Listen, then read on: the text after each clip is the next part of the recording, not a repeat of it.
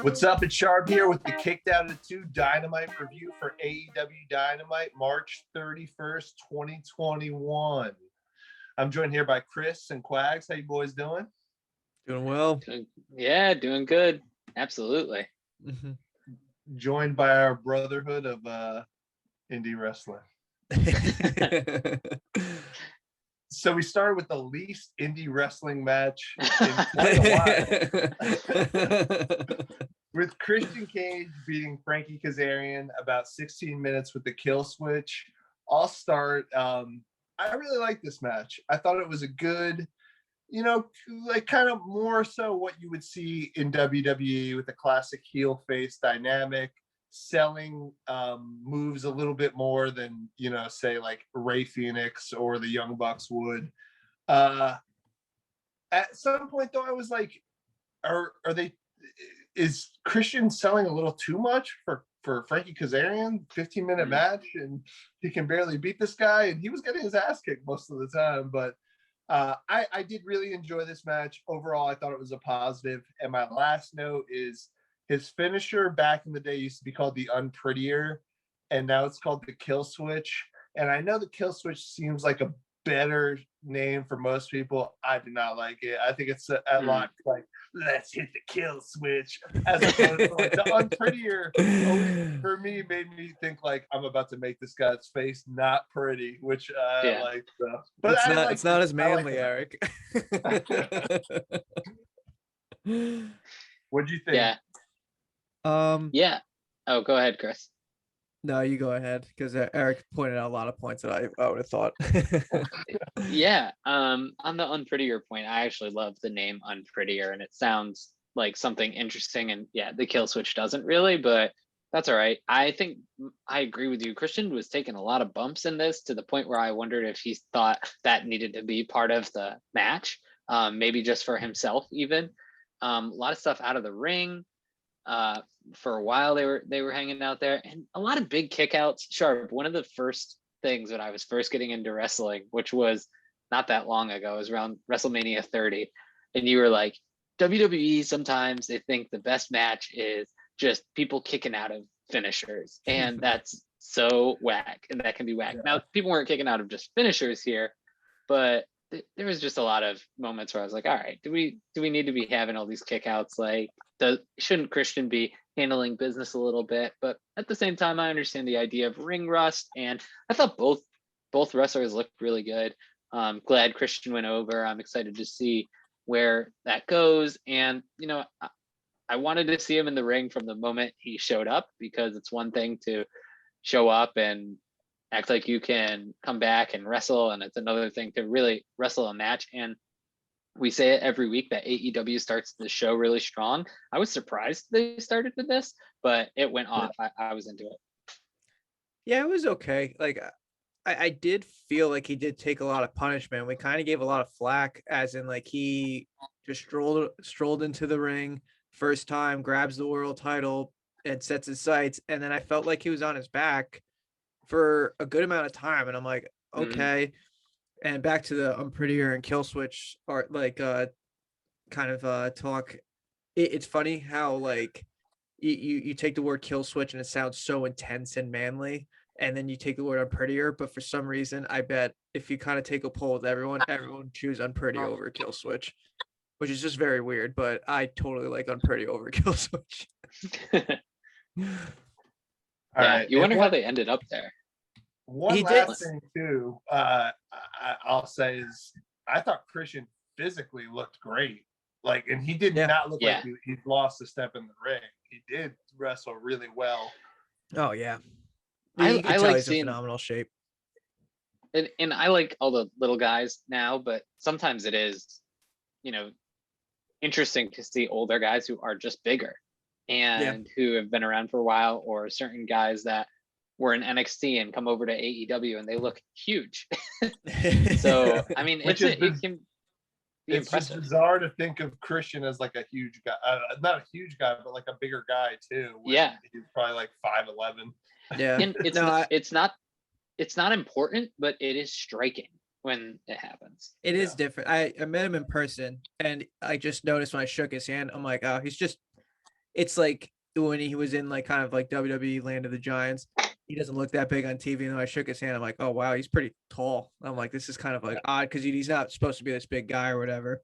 I don't know, like, but also back to the match, like Kazarian is not like super established. Like you kind of like think like, oh wow, Christian got a real good hard fought victory, but it's not like the same as like him beating Cody or obviously like Phoenix Omega or one of those guys. But like, was he undefeated this year or something though? Or he had he has a good singles record.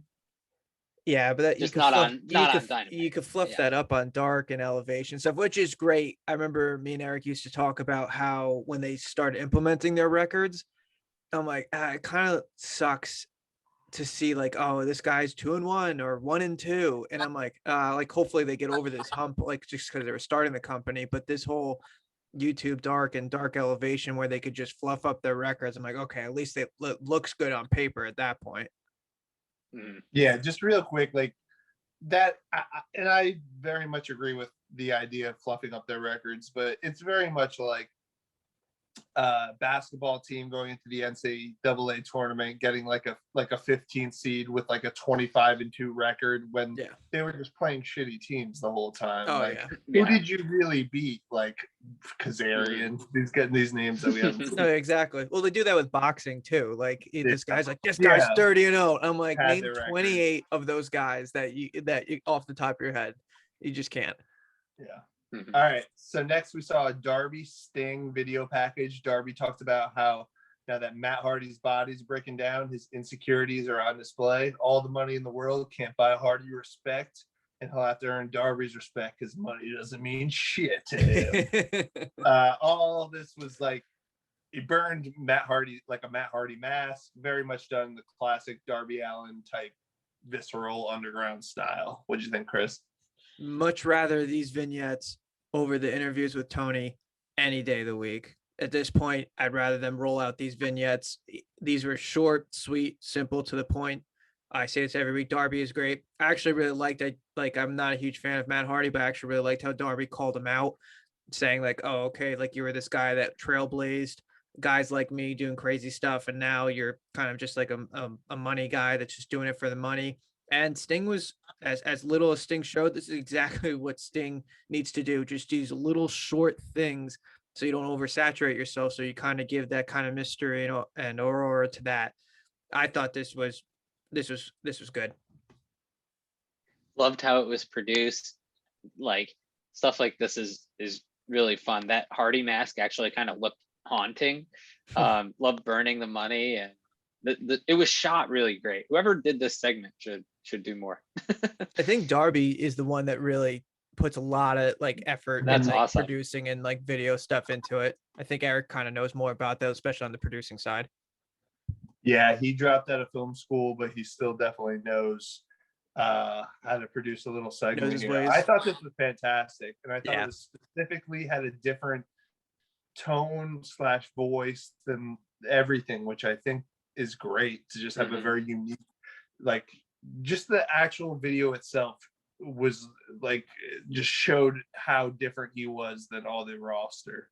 And I just have like, it was very punk rock and not like Taking Back Sunday, like punk rock, like actual punk rock, like not like phony corny. Like, none of that phony stuff.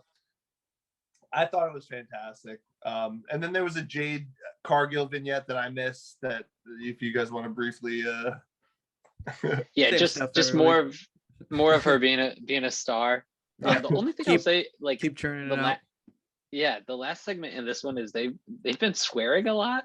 It just kind of caught that's her catchphrase now. it feels like a differentiator where they're like, yeah, we're gonna cuss, which is fine, but like if they do it too much, then it's gonna totally lose its meaning. You can certainly use that as a crutch too much, and it kind of seems like they're going in that direction a little bit. All right, so then after some Cody domination, the Cody Rhodes QT Marshall exhibition ended when QT punched Arn Anderson in the face. After all that, the Nightmare family looked absolutely disgusted. QT stood on the ramp while QT's trainees attacked the rest of the bunch. They took out the Nightmare Family. Nick Camarado power bombed Lee Johnson on the ramp. QT pile drove a bloody Dustin Rhodes onto the steel steps, and then former boxer, I'm reading all these names for the first time. Former boxer Anthony Ogogo dropped Cody with a punch to the ribs, and then before QT could smash Cody's head into the steps with the steel chair, Red Velvet ran out to interrupt. Yeah, we've been waiting for this, right? I don't know. I honestly am of two minds about it a little bit, because halfway through the match, I really didn't care at all. When QT punched Arn, I literally have, why would he punch Arn? Question mark. And then, because I was writing the notes as it goes, and then, oh, okay. It's interesting a little bit to me now. I am curious if I'll be into it as it goes on. The difference from last week when QT was like flubbing his lines and they were chanting Cody's friend and all that, for this week is stark for me, honestly, after that. And he did have a sinister look on his face. He at least mastered that. They Dustin was bleeding, which is a big surprise, right? That never happens. It was, I don't know. I was down on this when it was happening, also because it was so long. It was really long. But after a day, I'm kind of thinking, maybe it was cool. Maybe there's something here that can involve Cody not going after the TNT title or being this sort of producer, sort of wrestler. But I don't know. I wish I had a stronger take, but I really don't. I kind of am a little bit curious to see what happens. I had more of the, probably like you were half and half. I'll definitely take on the 100% side of not caring about this. Honestly, when I saw QT just sock Arn, I just cracked up. I'm like, here we go. First off, like the exhibition, I'm like, why isn't this like a match? Like, it's not a big deal. It's not like he's gonna break his leg with a figure four. It's like, okay, you just tap out. Like, I get what they're trying to do, but you could do that in a match. And the whole like leading these group of new guys and having QT, who we clearly is our favorite on this podcast, but like get a group of new guys we have no idea, and like, okay, who's the leader? QT. Okay.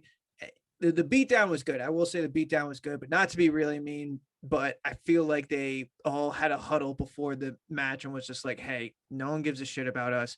We have to make this beatdown look really good for them to give a shit about us, because if we don't, there's nothing else that we've got here. I mean, like Aaron Solo, Nick Camarudo or Rodo, and Anthony, the boxing guy. It's just like, okay, the whole point, this feud, now I kind of get it, is a divide in the family. But man, this is a stretch. It needs a lot of work to build this feud, for at least for me. And I don't think I'm alone in this department, but to care a lot about what's going on here.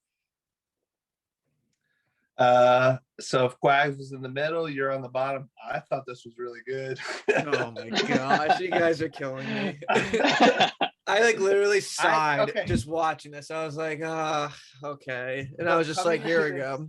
Everyone's squatting. So coming into this, I knew what was going to happen. QT's going to turn on Cody. It'll be some sort of like slow burn, blah, blah, blah. To have him just absolutely, and have the whole squad just beat the shit out of them, pile drive him on the steps or whatever, power bomb him, bloody Dustin. At least they went hardcore drastic one way, where it was just like all at once. They went nuts. No doubt about it. Cody, like QT wasn't, he had this plan all in place the whole time. It wasn't this like, oh, Cody, you said you were going to put me in a leg lock, and then you kind of let up because you didn't think I was as good as you, and now it's going to be more of a slow burn. I don't care about these two factions warring, granted, but I wasn't going to care before, and at least they made me care a little bit more. So mission accomplished. So, right. That's kind of where I'm at. And it is interesting to think that QT was planning this all along. And so what is the next promo, right? And that's a lot of times, I think, what I say on this show, on this podcast, is what are they going to do next week that kind of fills some of that in? And if QT's like, Cody, you spend so much time on yourself. Meanwhile, you have all these guys training, looking up to you, and you don't care about them at all. and so yeah, we got together and we decided to make you care, like something like that. That would kind of be interesting to me. And I don't I don't know. know if there's a match that I care about with it though. That's And that's the problem. it like will bother me as in like, what is he gonna say? Like they're like, oh, like QT's like, I'm the hardest working guy here. I'm like, oh, okay, where did we hear that before? We got Christian saying he outworks everyone. We got this guy working hard. We got that guy working hard. I'm like, everyone works hard except Orange Cassidy. That guy doesn't work hard and he's over, man. Like it's just I'll just say I was dreading this coming in, and it made me care by the way out. So it accomplished what dude, it and was. Red Velvet coming in as in like she's Oh, the one yeah. that stops everything. Really? I thought it was Yeah, I kind of was like, just hit him. Still just. Yeah, I was just like, she's not gonna Yeah. do anything. Someone to like, you have the Nick Camarado guy who literally looks like a brick wall. You're telling me that guy's like, hey, I'm gonna just hold you by your arm and like, then I'm gonna hit this person. But then she's screaming, saying, "He's your friend. He's your friend." I'm like, okay. I did like how she got stomped by Jade after this. Like she was about to do an interview, but Jade was hanging around backstage and was not gonna let. I was very happy about that. I was like not looking forward to that interview, and she cut that off. I'm like, good, an interruption that I enjoyed. All right. So then after this, we had a vignette with Scorpio Sky and Ethan Page, kind of both simultaneously voicing that they were done waiting for opportunities and they're taking what they want. It kind of combined to kind of reveal that they'll be tagging on Elevation soon. I'm not a huge fan of either, and I think both will be better in a tag team format. That being said, they have so many tag teams, and they were just building up Scorpio Sky in this single capacity. So this was kind of a I'm neither here nor there, but it was kind of a head scratcher to me, where it was like you were just building up Scorpio Sky, and now you're just like, and now we're in a tag team. So I don't really know how to feel. What do you think, Chris? Yeah, I was confused too. Like I like Ethan Page, and I was excited to see what Scorpio Sky was doing. I enjoyed the promo itself. I was just kind of I thought it was all done well, but I just thought the whole plot of it, the thick of it, I'm just like, why? Agree. Nothing to add. All right, then we had a Moxley vignette referencing everything which pisses him off. He talked up his opponent, Cesar Bononi, but he says he's getting choked out. And then he proceeded to choke him out with the rear naked choke in 8 minutes. I thought this was good, to be honest. He's great on the mic, and I actually liked how I thought he was just going to say the same thing over and over again, but then he actually brought in Cesar Bononi, and actually this is like kind of like high level stuff that like young guys probably look up to the older guys to see how they do. He was building up Cesar Bononi before kind of saying, hey, I'm going to kick your ass. He was just saying like, oh, this guy looks great. He's like over 6 foot, looks like a lifeguard on a beach. Yeah, Baywatch model. Yeah. And I'm just like, oh wow, like he's putting Caesar over without people even like realizing it. And that's how you could tell someone could do a good promo. So like originally I was gonna be like, oh, another St. Mox promo, but then I was like, oh wow, he's actually talking a lot about this guy. And then I kind of like his attitude of saying like, I'm either gonna just drop him on his head or just choke him out, which is like a good, like intense way to end it. This is really good. I feel like some of these Mox promos are really getting better. I was low on him for a while, didn't really understand what he was saying, and now I'm starting to think maybe it was just that they told him to do 2 things at once, which he was struggling with, because these past few have been really on fire. Loved the that pisses me off format. That was cool. Yeah. And I like sorry, Cesar. I like this dude. Yeah, Bononi, I like him. And so I thought they walked the line really well with it not quite being a squash. Mox still having to kind of overcome the 2 dudes doing shenanigans around the side of the ring, but still him winning like hands down. I like his like street fight, like MMA style too. I think that's actually like pretty sweet. How he kind of incorporates it. So I really enjoyed the promo, and I liked how he called the shot, like you said, Christopher. Like, I'm gonna choke him out tonight, and he choked him out. Too long though, despite the fact that Cesar Bononi, it looks big. I'm not impressed at all with him in the ring. I think he looks clunky. I think he looks green, despite the fact that he's been in NXT for so long. Part of this, I think, is about a build up to Josh Barnett's Bloodsport, which he does like this show where I read that. Josh Barnett does these like shows. He's like an MMA guy / wrestler, and they do no rope shows. It's almost like a cross hybrid of MMA and wrestling, and he's versing Moxley in the main event. So I think part of this is like a way to show that Moxley's going to be choking out, like just. Right. That's just me thinking, but maybe not. But no, he does the bulldog choke. This is very MMA influenced. Yeah. I thought it was okay. I thought it went. I did think it went on far too long. I think he should have beat him in 3 minutes rather than 8. Yeah. But after that, Team Taz posted up in chairs in a backstage vignette. Ricky Stark says he's had a good time on Dark and said that Team Taz is back. A less than impressed Cage said that if Ricky Starks had tagged him in earlier in their tag match, he'd have gotten the win easier. Taz quieted him down and said no one could stop the path of rage. Yeah, fine. The tension is rising with these guys. You know, it's getting intense. It's getting intense. Yeah. So last week we kind of said if they break up, that sucks or if Brian Cage leaves them, that sucks because he really powers the whole thing. I agree with that. Now, after thinking about it and after watching this, like Ricky Starks looks so tiny next to Brian Cage. And yeah, he looks badass. Like, I'm interested in what's going to happen. Like, obviously, either he's going to take all of them on.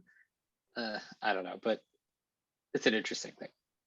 Yeah, all I have for this is better than last week, but last week was a really low bar, so this wasn't too great for me. Yeah. I thought this was on the same level as last week. I just thought it was awkward and not very good. So let's move on to something that's better. In the new Pinnacle locker room, MJF showed the Pinnacle that he brought in a personal stylist and interior decorator to change the place up. When he opened the bathroom door, Inner Circle was standing inside.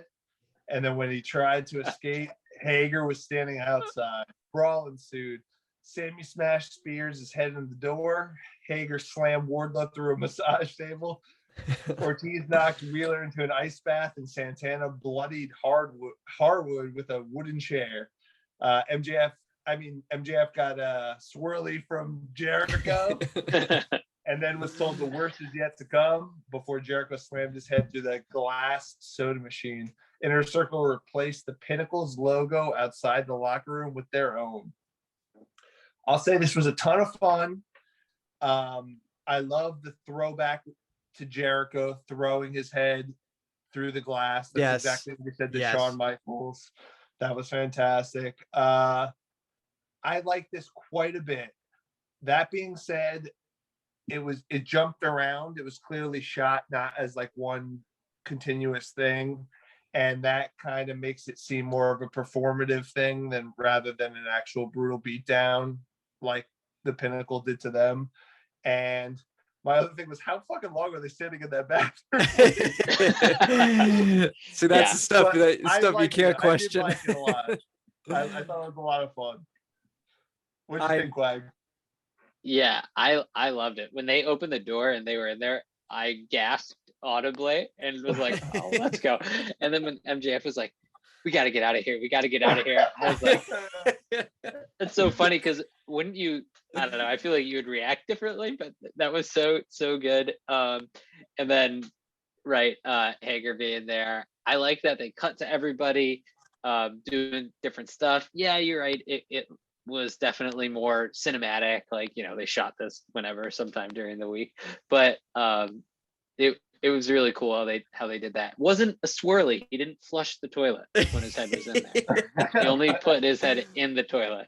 I was waiting for the flush. Quags with the bullying etiquette. Yeah, Quags knows how to bully people left and right. Yeah, right. More like I've probably been bullied, right? No. But if you're gonna have them come back, like this is the way to do it. Show the Pinnacle that they're not just gonna run through everybody. They have to finish off Inner Circle first. Like, yeah, it was really great. Yeah, I love this. This kind of reminded me of what AEW was like great with. Like I remember the first year when they had like these backstage like brawls and stuff like that.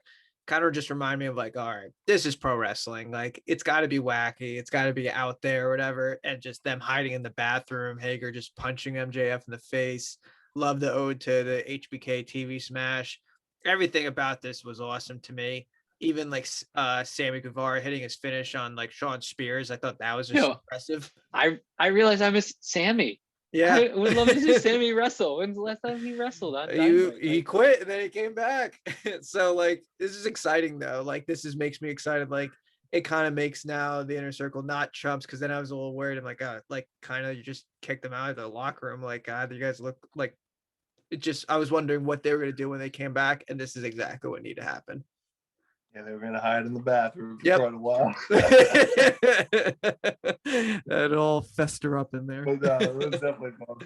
All right, so then Alex Marvez interviewed the Young Bucks, and it was quick. They were quickly interrupted by Don Callis. Don Callis kind of shooed Nick Jackson away, and he just kind of walked off. Yeah. Callis reiterated reiterated what Omega said last week about Omega wanting to be with the Bucks, but the Bucks denying him. Callis asked what had happened to Matt. Sorry, and You're thinking of Mike Seidel. Yeah. Dude, don't even attempt to forget Mike Seidel. Callis slapped Matt, and after Matt snagged him by the collar, he released him. Don called him pathetic. This was like good. Like the only reason why this was decent is Don Callis is actually always solid, whatever he does think. But I felt like this was just saying the same thing over and over again. The Young Bucks are going to be quiet. And I knew this was going to kind of build into something more in the ring. So I was kind of not holding my breath for anything. I'm like, oh, he's going to say the same thing again. But I will say, if you have to tell me like, okay, can you just send me a pro wrestling manager? I'll just send you Don Callis. I think he's flourishing and does extremely well in that role. Even I like watch some like Impact Wrestling stuff just to see what Kenny Omega he's doing on it. And like he plays like the manager thing. Like he'll be wacky when he needs to be wacky, serious when he needs to be serious. He's great. His promo thing is just saying the same thing though. Yeah, he was carrying the Bucks through this. I mean, and so I really like the Kenny stuff from last week. This I liked a little bit less, just because it's going to a little bit of a weird place with the emotional stuff. And Sharp, I think like you said, this is your champ, and he's walking around feeling sad about his friends.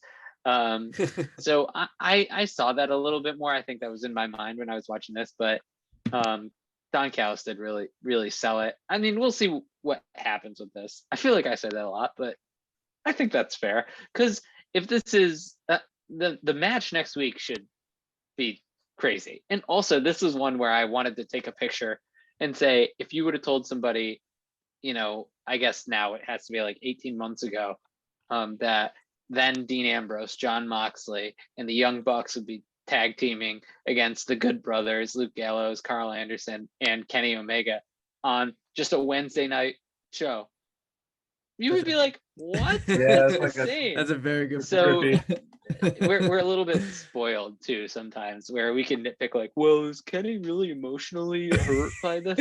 And I get that, where I'm so amped to see this next week, and yeah, it's cool.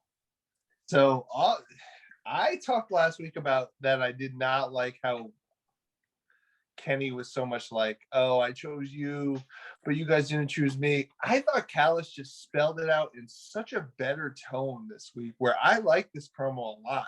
I thought he just sounded so much more or less whiny and like more scummy. I didn't like the way the Bucks reacted, where they acted like they just like kind of didn't care, and Callis was calling them out for not caring, and it was kind of like, okay, I kind of think Callis is right in this situation. Yeah, to an extent. But they seemed like the promo. And it was really awkward how Nick left. Like he did, like I felt like they kind of Well, messed it up, and then he just like, all right, well, I got to get out of the shot anyway. I'll see you later. that I totally don't get. No, but he did the same thing. He's been trying to like single out Matt, which is that something we're supposed to know, that Matt and Kenny were closer or something? This is And like now I think it's just that Matt's better at cutting promos, so they just keep going.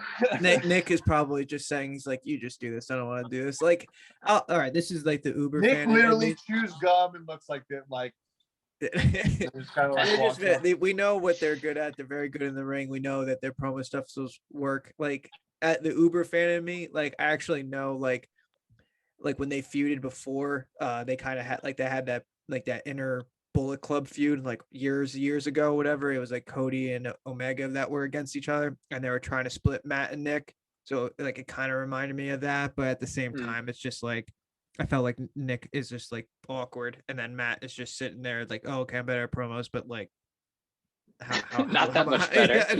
Yeah. How much? All right, so after that we had Omega and the Good Brothers beating Penta El Zero Miedo, Rey Fenix, and Laredo Kid. About 14 minutes when Omega pinned Laredo Kid with the one-winged angel. After the match, Moxley walked out. Shortly after, the Young Bucks joined him, as Quags was alluding to. Oh, sorry. No. They entered the ring and the heels quickly split. Yeah, I had to get a drink during this match, and a drink of water, of course. And I found it. I was like, I'll just get up after like the start, and like I kept having to like wait to like go to the kitchen. It was hard to take your eyes off. I think I ended up just pausing it for a minute. Yeah, this is great. I thought they really did a great job of contrasting styles on who was in control. So when the Good Brothers and Kenny were in control, or even like when the Good Brothers were in control versus Kenny, they had different styles. And when Lucha Bros or Laredo Kid was in control, which is subtle stuff like that, I think is really cool. I was worried at the beginning that it was going to be another spot fest like last week, which is fun every once in a while, but this didn't need to be like that, and they didn't take it that way. So I was into it. I like the ending. I don't think that the heels would have ran off like that so quickly, but at the same time, that's fine. Yeah, and I'm excited for kind of where this is going to go. It could be really interesting. This is one of those situations where I don't want to fantasy book it at all, because I will disappoint myself if I do. I'm just going to let it play out, and maybe the matches will be good, and that will be enough. But I enjoyed this match. Yeah, the match was really fun. It's what I expected. I expected it to be fun, especially you have the Lucha Bros, Laredo Kid. You know what kind of match you're getting. And Kenny Omega, he always has a good match no matter what. And the Good Brothers kind of add a new element into it. I see a lot of hype going into Rey Fenix. Rey Fenix, man, that guy can just do everything. And I even hear now interviews with other wrestlers just hyping him up, just saying, hey, I just want to get in the ring with him and stuff like that. So I'm actually glad that wheels in motion, besides this whole Kenny and Young Bucks thing and Moxley going on. At least they're pushing other people. So that's what I really liked about the match in general. And Eric, like, I wanted to message this to you, but I wanted to wait to talk to you about it. Like, I feel that you critique anyone that does a suicide dive of like any wrestler. Dude, that guy, I think it was Laredo Kid. When he did his like suicide dive, I like he literally kamikazed his head into the guy's sternum, just didn't give a shit at all. And I was cracking up. I'm like, man, talk about like seeing like a guy just half-assing a suicide dive, and then seeing this guy be like, all right, hopefully I don't paralyze myself. I literally like just he made sure his arms were by his waist and just made sure like I'm going head first. I don't care what happens next. Oh no. It was crazy. This was definitely one of those ignore the tag team rules match where everyone was coming in. I thought it was a lot of fun too. I liked the triple team spot where where Omega's team all piled on Gallus' back. Him walking like that was great. He does. He's the physical, like it's not really so good, comedy, man. But his physical moves where he does stuff like that, like the physical acting, I guess. I don't know. Yeah, like, he's just the best wrestler on the planet. He just I really liked Carl Anderson hits a really nasty spinning spine buster. Yeah, that was super solid. Yeah. All right, so after this match, we had Britt Baker cutting a promo saying that the biggest win of Thunder Rosa's career didn't actually happen because their match was unsanctioned. She's the face of the division, and the most important letters are DMD.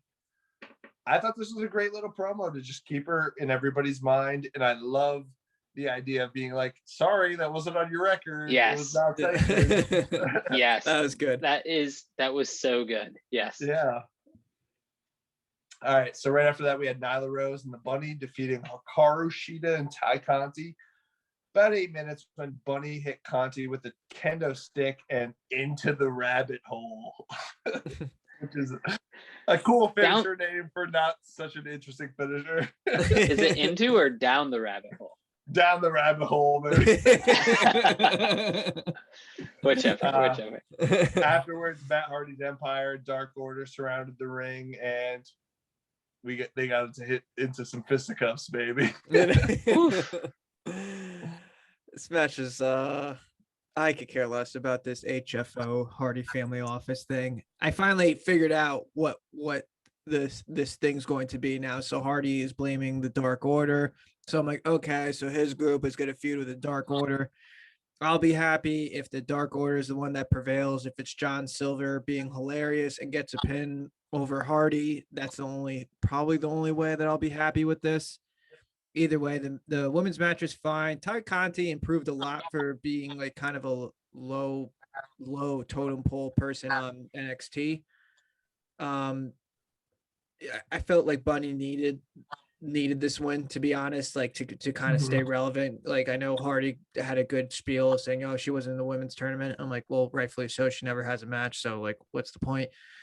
I did crack up though. I always think of JR of when, like, I think I forget which woman was just on the top rope, and it was like friend or foe, just get near each other and someone's gonna take a dive on a bunch of people. Like, I was like cracking up because like one woman dived and they caught her, and I just see the first two people. It's like, I think it was Blade, and I think it was like 10 or some other Dark Order member just caught the same person, and I'm like, this looks stupid. Like, I understand it, but then someone else jumped off, and I'm just like, all right, we're just jumping off just to jump off. I'm like, like that part I thought was funny, but other than that, match is like, it was okay for like the women's match and stuff. They need to improve, but it is what it is.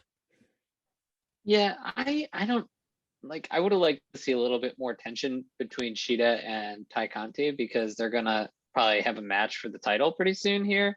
So if they're tag team partners, I would have liked to see that. Obviously, they're building towards something else, and they said, well, what the heck? Why don't we use this to do that? So I didn't love that. I mean, I feel the same way how when there was that women's six woman tag match before Britt and Thunder Rosa, where it's like, we don't need to lean on this stuff. I guess they want to get more people on TV. They want to push more stories, but to make this matter, I think you have to focus in a little bit and make the singles matches matter. Like last week's singles match with Ty Conti and Nyla Rose was great. And then this week, you just, let's focus a little bit more on the wrestling sometimes. I think. Like, yeah. And maybe it comes down to the Hardy Family Office thing. Like, we don't need the Dark Order and the HFO, oh my gosh, to be feuding. Like, just have the women wrestle. Yeah, that's what kind of like reminded me of. I'm like, why take away the shine of the women, especially after that amazing main event? Like, they need to kind of strike while the iron's hot. Like, give it that to them. We don't. And this is what I was been complaining about Hardy for a while now. So, like, I didn't think this was that great. That being said, I do disagree though that if they have a Dark Order versus Matt Empire, none of these two squads, these two factions, are high-level factions. So having them feud with each other is fine with me. It's a lower-level card feud. I don't think we want to see either of these factions that high on the card. I don't want to see Ty Conti and Hikaru Shida have that much friction, because you can have a face versus face matchup, and I'm just so sick of people tag teaming, and they're doing it right now. They did it with Belair and Sasha Banks, where they were fighting for the title, and they're like, "Oh, you're pissing me off. You're pissing me off." Where it's like, if you guys just wrestled and tried to win the match, and deal with the stuff like that, that's like it just nothing makes happened. people look stupid. Like it really just That's makes fair. people look dumb. They do that all the time though over there though. All the time. Yeah, you're right. You're right. The- It makes you look petty. Yeah, It makes you look super petty. Yeah. like I can play 2-on-2 basketball with someone that I don't quite care about, but I'm not going to be like, We're like, "How whoa, we might dare play you 1-on-one give me a soon. bounce pass?" Well, especially if it's for like the 2-on-2 basketball championship. Yeah, Like, yeah, exactly. Right. Yeah. That being said, it was fine. It was they did a ton, and the what you would call it, the kendo stick shot was a little bit Aubrey Edwards had to be looking off for a long time. For a long time. Yes. You can definitely hear the crack of a weapon.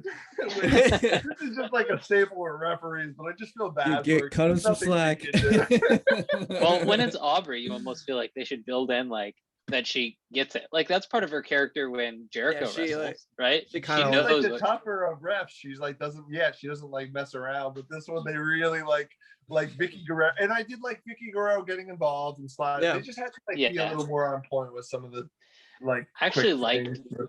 when Bunny did get the kendo shot in, and then I loved the way she tossed the stick out of the way. For whatever reason, I thought like that was a great motion, like bow, like, and then yeah, and then get rid of the weapon quick, but they just like got it in there. Yeah. Took a little while. Took a little while to get where they need to be. All right, so then we had the Godzilla Kong crossover promo with Jurassic Express challenging Bear Country for next week. I just have Jurassic Express got annoyed with Marco for having was that just like a King Kong tattoo, or was it a generic gorilla tattoo? I didn't really understand. is that real? That's where I was like, is Yeah. this real? Actually, so in my civilian life, when I'm not a wrestling podcaster, I'm a marketer by trade. So I actually work in telecom as well. So I love the AT&T, Warner Media, like working their movies into this stuff because number one, it gives it some juice, and like they're gonna get eyes on it, which is cool. And number two, it kind of makes sense. Like, I mean, there must be a wrestling fan over there that's like, yo, who we should tie into this? There's this wrestling faction, Jurassic Express. So I was kind of into that, and also loved that they were pissed that he had the Kong tattoo. Like, that's funny. And he goes, those monkeys, and Luchasaurus says mammals or whatever. That was funny. Like little thing like that, and his characters, like he's the doctorate, the dinosaur with a doctorate. I like that. I think this will be a fun match. Like when they wrestled several weeks ago, I was like, why are they so pissed at each other? Two face tag teams, and is it just so they can have a match together? And hey, I guess so, and it should be a good match. So yeah. Again, this is what AEW does great about. Just because you don't have the tag titles doesn't mean you can't get in a meaningful slight feud as a tag team. And the sole reason why I love this segment is because as a kid, I was a Godzilla freak. So I loved all of this of just childhood. Me and my brothers had all like the VHS Godzilla tapes, had the old school Godzilla versus King Kong, and super excited to see the new movie that just came out. I have not seen it yet. So as soon as I was watching this, I was like, oh man, like outside of this, like there's no reason why I should love it this much other than the fact that like a lot of my childhood was like, came out yesterday, I think, right? Yeah, it's it out. did. Yeah, I'm definitely watching that. I got plans to watch it tomorrow. Yeah. Excited for I'm it. definitely going to watch that. Who Super you got excited. really quick before the main event? Who do you So got? real quick, let me. I think say, Godzilla should take it. This is a little biased. I think Godzilla should take it. Wait, real quick, I'll just say I thought the promo was good too. I like the tie-in. I think they're making it in the promos that Godzilla is the heel in this encounter. He is, which that's in what the I'm worried. original movies, didn't King Kong? I think King Kong won. Okay, so just to flex how much of a Godzilla freak I was. Make it quick. And there's rumors. So basically, there has been two endings. One where is that Kong didn't like pop out in the ocean or whatever, signifying that he died, and Godzilla won because he could swim. And then the other one was Godzilla that Kong pops out walks to his home and Godzilla can swim, so it ended off in a tie. So that is the reason why in the old one, right? Yeah, this is a super old one. So that's why, like, you'll probably notice in this new one, their tagline that they're really hyping up is "One will fall," because they got a lot of flack in the years, like in that old one of saying like, "Oh, it's kind of shitty that like you get two Titans." Like, "Oh, it's a tie." So that's why they've been hyping up the tagline. It's Godzilla for me. I can't see Godzilla losing. We'll see, but we'll see. I get such a kick out of it, like the memes that are like, he breathes fire, he's a 1,000-foot lizard, and the other guy is a monkey. It's like what the hell defensive stuff? He can move better though, but let's move on. That's how I felt like as like a 7-year-old. Main event time. Speaking of goofy, we had the Arcade Anarchy. Chuck Taylor, Orange Cassidy beat Kip Sabian, Miro about 14 minutes when Taylor slammed Sabian off the ramp through the stage. Arcade games surrounded the ring, used as weapons. Chris Statlander randomly appeared in a claw machine to attack Penelope Ford. Trent's mom, Sue, drove up in a car to bring her son into the fight, and Trent's appearance led to the Faces getting the victory. Quags, what did you think of the Arcade Anarchy? This was so over for me. I can't remember the last time I was this happy watching like a goofy wrestling match. And yeah, Miro looked awesome, which was a key thing that they had to do, make Miro look so good. Loved the return of Trent in the van. When that van started driving up, I was so like, I was shouting in my house. I was amped about that. Knew what was going on. That was great. I actually loved Chris Statlander too. So I was excited to see her come back. And the way she popped out of the grab machine. I don't know. What do you call that thing? Wait, real quick. Was that, yeah, wait. Because she's an alien. Was that like supposed to be like a Toy Story, like the claw? Yes. There's so many little innuendos in this. Yeah. And today I saw on Twitter that she actually got Penelope Ford's like a perfect lipstick on the glass that she punched out. Cool. Which is, I don't think they redid it because the way that it looked, like how she showed it, it looked like that's really what happened. The Lego spot when they were opening up that bear, I thought it was going to be Tax, and I was like, we just did Tax, come on, we're going to do Tax again. So the fact that it was Legos made sense with the kind of match it was. The only thing was, I thought to get the weapons, they were Sharp, you said last week, oh, they're going to have to like sit down and do like a round of Cruising USA to like win tickets or something. So I was kind of hoping, because they wrote like 2,000 tickets and stuff on there, and I was sort of hoping that they were going to have to do that. But at the end of the day, I think they made the right choice. I think that would have been a little too silly. Too silly, and it would have taken too much time away. And honestly, like a lot of this looked pretty brutal. I mean, I enjoyed that. I like Orange Cassidy is one of my favorite guys, and I love how he works his character, but still for a match like this comes out and gets right to it. Like starts off hot, like doesn't need to warm up every time. He's not he's still playing the character, but he's not letting it hold him back. And I loved how this ended. Yeah, this was a lot of fun to me, and I thought like it wasn't too silly, maybe at times. Miro still looked great, and he's going to come out of this all pissed at Kip in all likelihood. Trent is back. Orange Cassidy can go do something else now. I kind of hope that he's not totally with Best Friends. They came out to Orange Cassidy's new music, which is cool. Good. And yeah, I'm excited to see where this goes. Eric, I'm curious of what you think of this match, as in like it was wacky and silly, but okay, so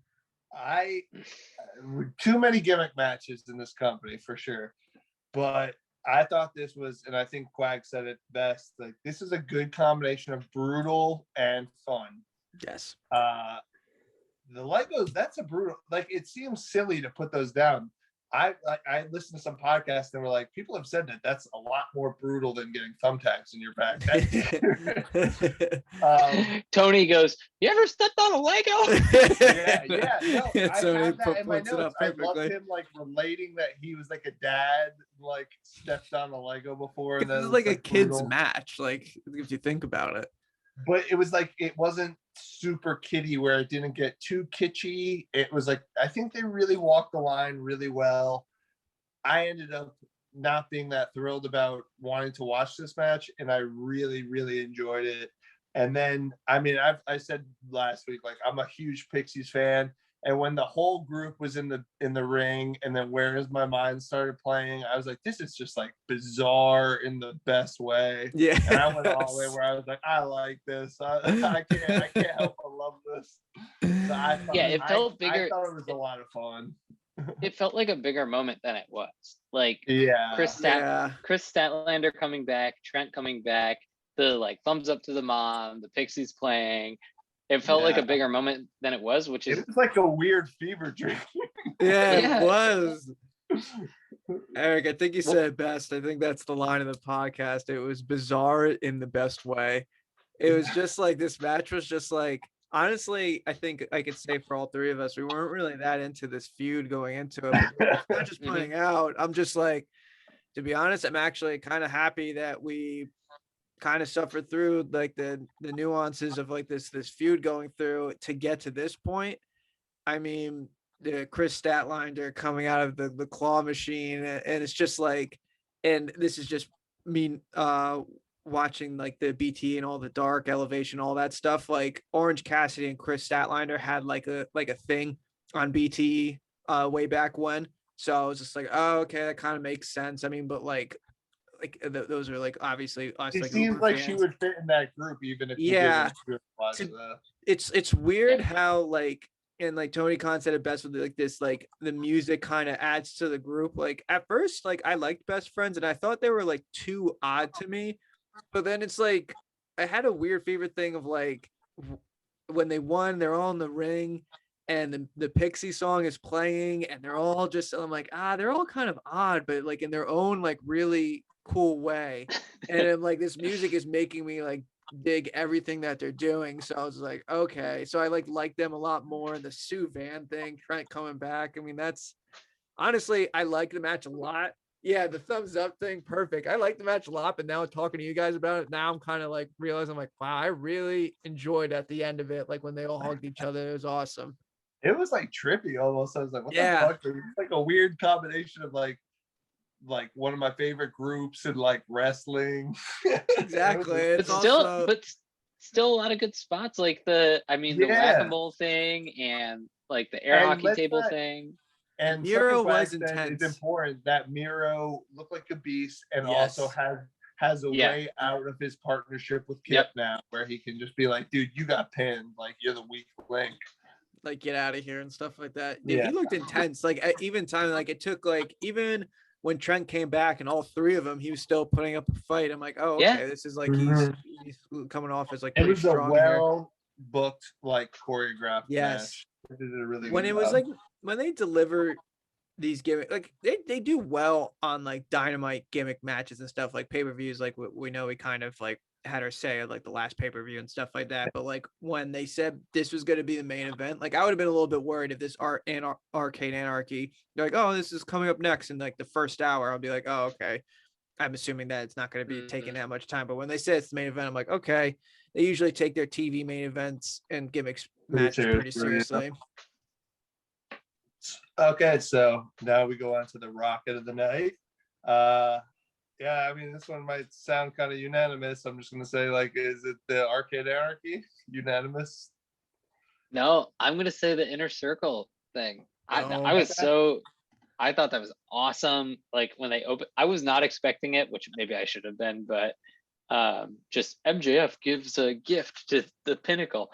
So, and I thought that was great, and I'm excited now for the next thing because I didn't know what they were really going to do with the Pinnacle, but yeah, I'm amped for them to actually have a feud with the Inner Circle. I don't know. Can I give two? Because this is like, go for it. Because to be honest, I actually wrote down Inner Circle beatdown of Pinnacle as my Rocket.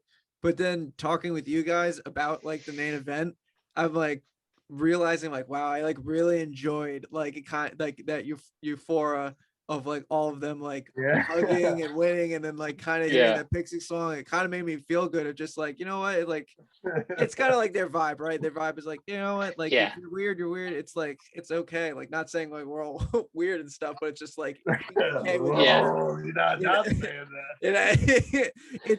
their mantra is being okay with yourself, which I always think that's a good mantra to have. But man, the Inner Circle beatdown though, like the MJF getting like thrown into the toilet, like there's so many things he does that was so satisfying, and everything done AEW wise of the beatdowns backstage. I think it's great. So I might have to give a first ever split here of the Inner Circle beatdown of the Pinnacle and the Arcade Anarchy, especially when I wasn't really looking forward to it in the beginning. We'll I'll allow it. Yeah, forgive me, we'll forgive me, pass. fellas. I'll just really quickly say, Quags, you kind of said it when MJF opened up the bathroom door and then casually closed it. He's like, "We gotta get out of here." I was like, "That's such a good comic delivery." Like, Yes. Yeah. Mine was an Arcade Anarchy. My close second was, I mean, I love the Pinnacle Inner Circle segment, but my close segment was actually the Darby promo. I thought that was fantastic. That was But I that was like good. I mean, we've said enough about the Arcade Anarchy, but it was great. Yeah. My anvil of the night was the Team Taz promo, mostly because I actually like this group quite a bit, and it just bums me out that this is the way they're using them. Yeah, it sucks. Yeah, I'll agree with that. I know I was kind of like, I'm sort of intrigued by it, but the more I thought about what we said last week about if Cage does turn on them, that it's really not anything. Yeah, I agree. The What- QT's new group is my anchor of the night. I even put down Anchor. Nick Camarado. Yeah. See, we turned on it. We turned I on it. literally put Anchor right when it was happening. I'm like, this is gonna be my Anchor. I was like, I even called it when the show was happening. I'm like, I'll change it if I feel something's worse. Nick Camarado, Aaron Solo, Anthony Ogogo. I Which love. even, I can see you reading the names. I love it. I love like. I was like, oh, it's just like this is what I mean. It's just like you can't like say like, oh wow, people are gonna be invested into this because we're all family, we're all part of this. Like I know Cody tweets out these young guns or young guys or whatever, like, oh, they're part of the family now. Like I get it, they're all part of that like new training facility, the factory. So like this is all like kind of like in-house of what they're doing and stuff. But I mean, like these guys like on Dark or whatever, they just win matches, they lose matches. A lot of them lose matches from the beginning, so they're kind of building themselves up. Yeah, I'm not that's the other excited side about of. That's the other side of Kazarian. Oh, he's 8-0 in 2021. You know who he's beating? All Yeah, these exactly. people. Like, yeah, It's like I get it. Like the wins, like these wins and losses matter here in AEW, which kind of makes a little bit more sense as in I could get invested in the match. But at the same time, it's also who you're beating and also if you're established or not. I don't know. I'm very curious if like what you guys really think this QT's new group is going to bring like excitement into something. I hope I'm wrong. I always hope that like I'm wrong whenever something's going to be bad, but I don't see this being any other way. Well, we're just gonna have to wait and see, baby. All right, Christopher, 1 to 10. What'd you give the show? I give the show an 8.5. Honestly, the Inner Circle beatdown, the Kenny Omega is like the 6-man match, and of course the Arcane Anarchy was like really, really fun to watch, and it was really good for me just to kind of set up the show. There was kind of like some stuff I wasn't a huge fan of, like even the QT new group, I just kind of shit all over that, but like their beatdown was very good, so like it was fine to carry it over, and some stuff like I disagree with. 8.5 is solid for me.